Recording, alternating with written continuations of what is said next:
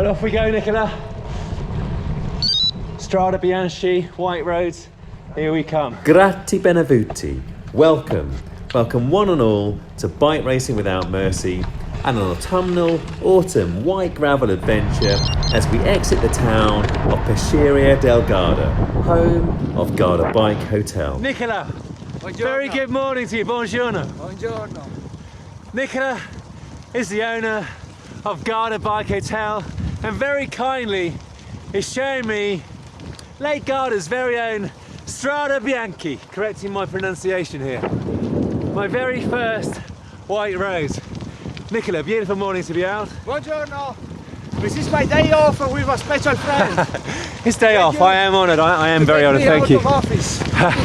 Got the out of office on. So we are launching a new kind of ride, not gravel but Strade Bianche. That means smooth, clean and white roads, but where we can go all the year round. We use our Grevil Pinarello bikes with 52mm tires, very comfortable. 52mm tyres, they are very comfortable indeed and reliable, I'm told. Nicola eased me into my first ever gravel ride with iconic right roads constructed from Tuscan materials. The difficulty was level fun. So Nicola, tell me about this beautiful part of the world. This is the Mincio River. It's our affluent. The river coming out in Peschiera del Garda. Yeah. He born in Peschiera del Garda. He come out. He goes all the way down on the valley till Mantova. And when he reached Mantova, it became another small lake around the city. Mantova is a beautiful medieval town. It's only 25k away from here. Oh yeah, and if there's one thing Italy does, it's beautiful medieval villages and towns, that's Yes, for sure. yes, Excelling. yes. Continuing with the theme of easing me in, we tapped out a lovely tempo on our 52mm tyres to the sound of Borghetto.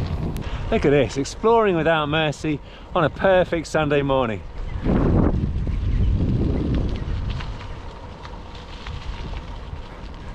Medieval castle. You can cycle up and over it as well. Italy.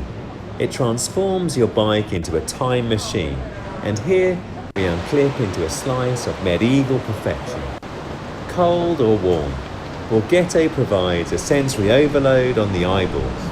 Its culinary game is on point, where the pasta, especially the tortellini, the pastries, and most importantly for me, the gelato. Buongiorno.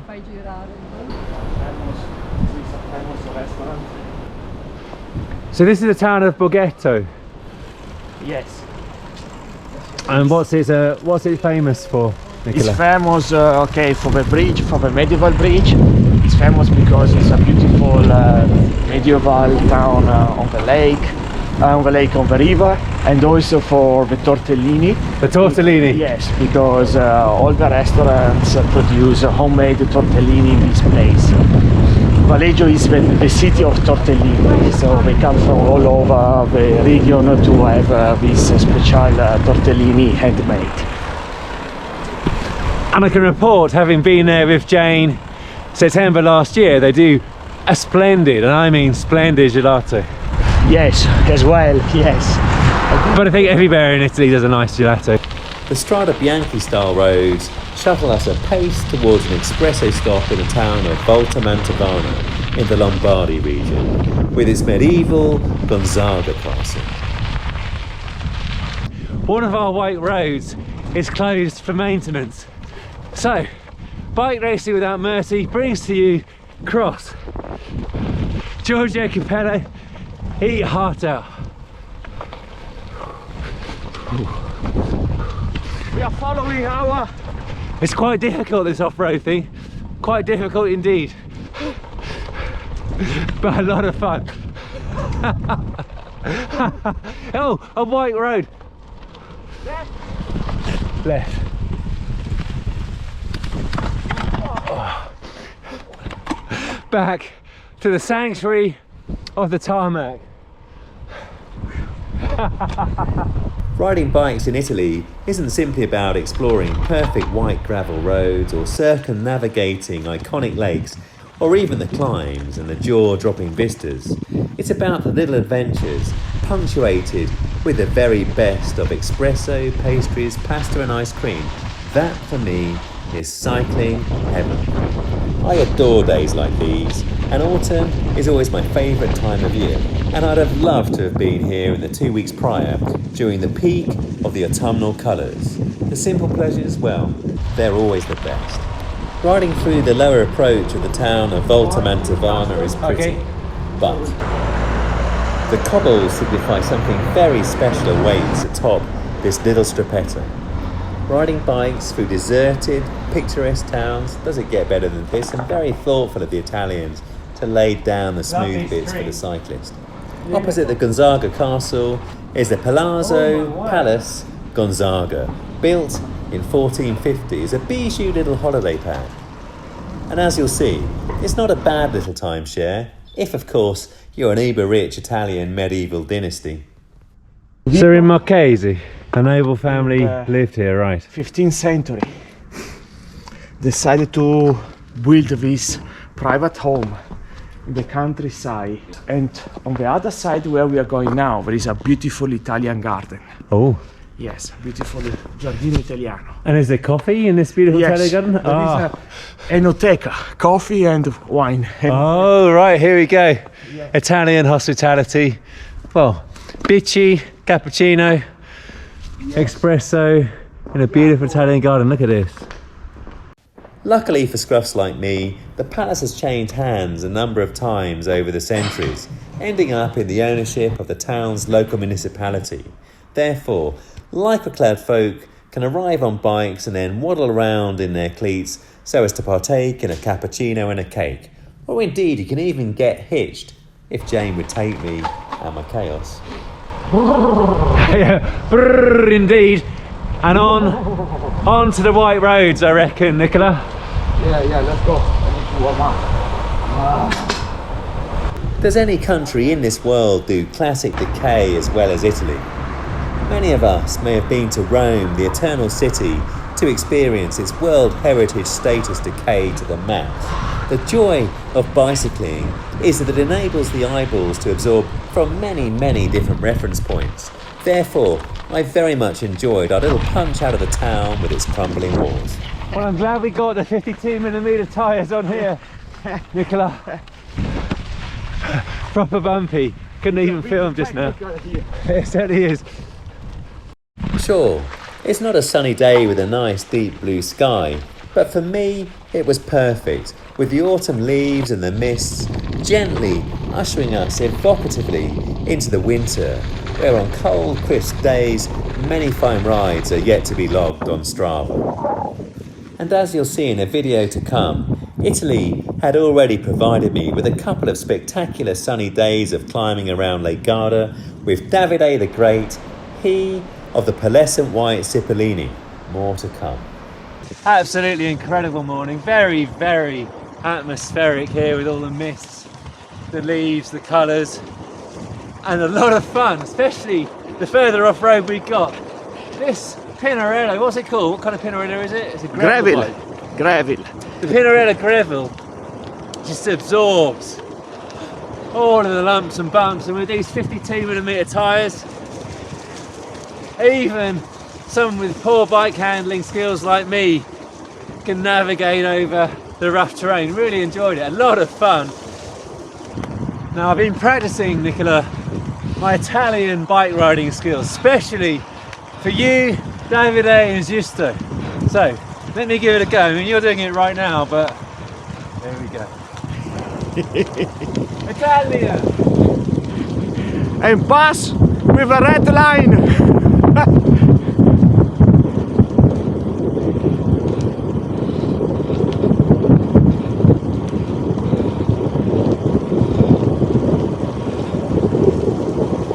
But you are not using your phone. I'm not using my phone. No, that's an Italian bike riding skill beyond You me. miss the phone skill. I dare not even look to the camera. But especially for Garda Bike Hotel, Davide, Nicola, Giusto, I see you guys doing it and I wanted to learn it myself. on the rollers. Anyway, before I crash this beautiful bike, time to get the hands firmly planted back on the handlebars. And we did this in one take, didn't we, Nicola? One take. It wasn't 2 takes. We are back in Borghetto now. Back in Borghetto. Okay. And now we approach the second part of the ride. We move to the Morenic Hills. The town of Custoza is the place, is a famous place where Italy did the Independence War against the Austro-Hungarian Empire on 18th century.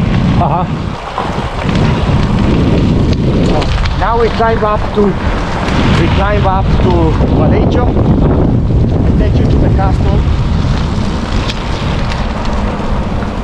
Entering the outskirts of the town Valeggio Sun Mincio in the province of Verona, we ascend gracefully to the Castello Scaligero, which dates back to the 10th century and was part destroyed by an earthquake in 1117, and today is an imposing monument to time, war and human neglect, providing the budding explorer with commanding views over the Mincio Valley and River.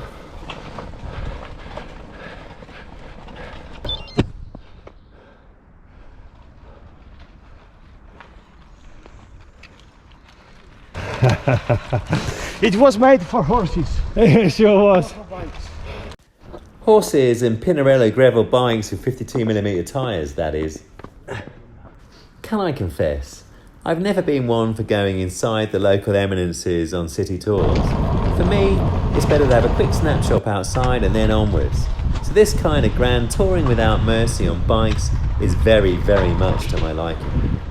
Into the town of Valeggio itself for more, well, gravelling Lake Garda style, and to take in the local delicacies. Luxury parking for the Pinarellos.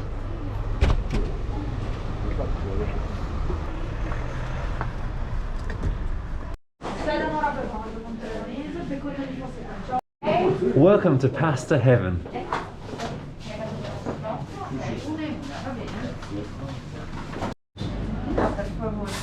Now for the tortellini. From the tortellini in Valeggio, it's back onto the gravel.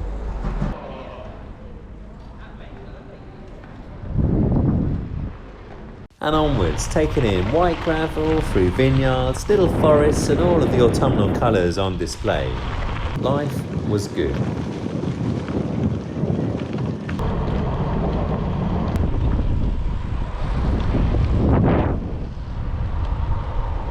Mettete mi piace e iscrivetevi. Mille grazie.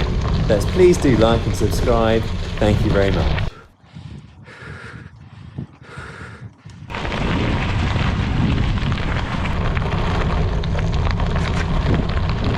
Another little detour due to one of the white roads being repaired saw us on gravel flavoured, pretty challenging but fun for the beginner.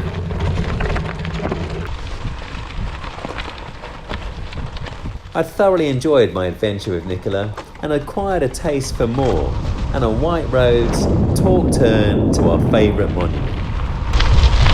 So this is the kind of road we are going to ride in Tuscany. So you actually have an event around the monument Strade Bianche? Yes. Ah. So we are going to Tuscany for 5 days. We stay in Siena. And we participate on Gran Fondo Strade Bianche.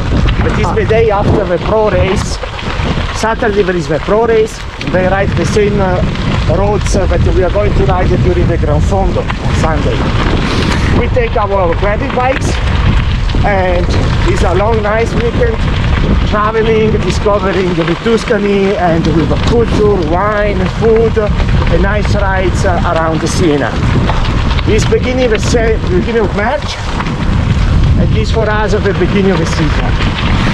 So that sounds incredible. Basically you're saying beginning of March you organise a whole event around Strada Bianche.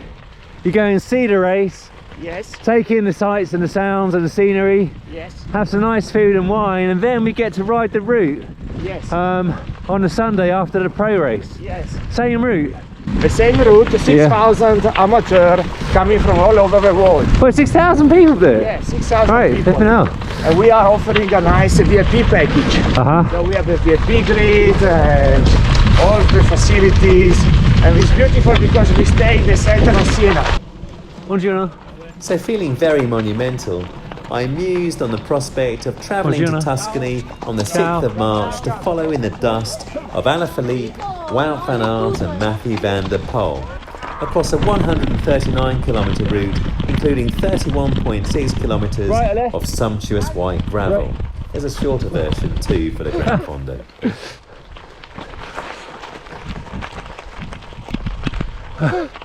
Well, Nicola, I reckon that road was made for horses rather than even bikes.